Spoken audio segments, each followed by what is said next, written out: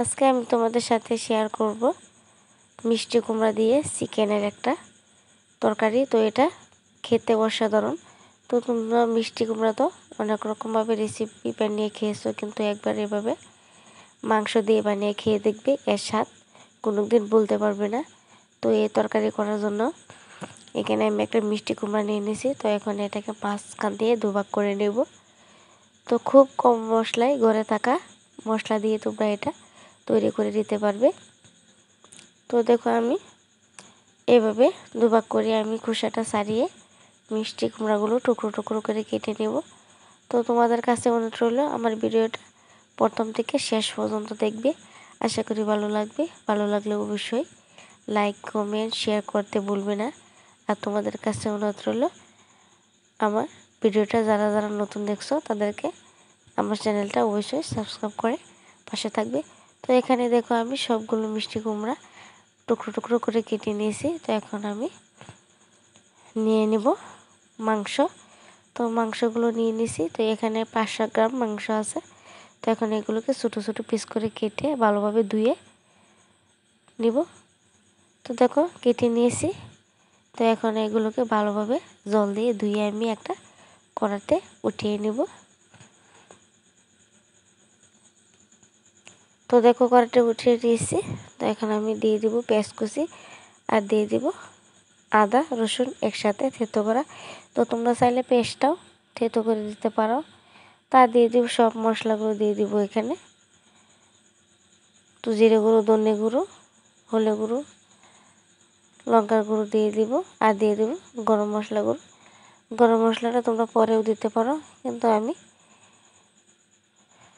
আগেই দিয়ে দিব। আর দিয়ে দিব স্বাদ মতো লবণ আর দিয়ে দিব সর্ষের তেল দিয়ে এখন এটাকে ভালোভাবে হাত দিয়ে মাখিয়ে নিব। নিয়ে আমি গ্যাসটা অন করে আমি এটাকে বসিয়ে দিব। তো দেখো বসিয়ে দিয়েছি। তো ঢাকনা দিয়ে ডেকে কিছুক্ষণ এটাকে রান্না করে নিব।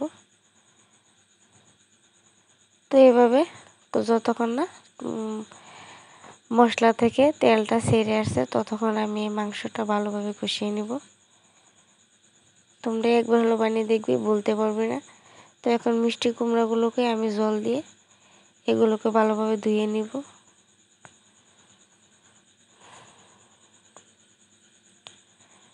তো এভাবে দেখো আমি মাংসগুলো ভালোভাবে কষিয়ে নিয়েছি।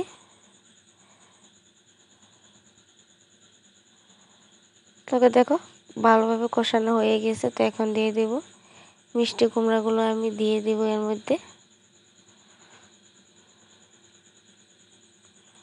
তো সবগুলো দিয়ে দিছি। তো এখন অল্প নাড়াচাড়া করে এখন এর মধ্যে দিয়ে দেব জল। তো জলটা তোমরা বেশি দিবে না। তো এই মিষ্টি কুমড়াটা যেহেতু নরম, তো খুব তাড়াতাড়ি এটা সিদ্ধ হয়ে যায়।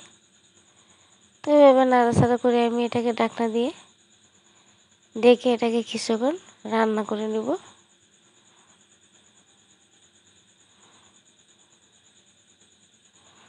মাঝখানে আমি ঢাকনাটা সরিয়ে তার অল্প নাড়াচাড়া করে নিব। তো এভাবে আমি রান্না করে নেব। তো রান্না করে আমি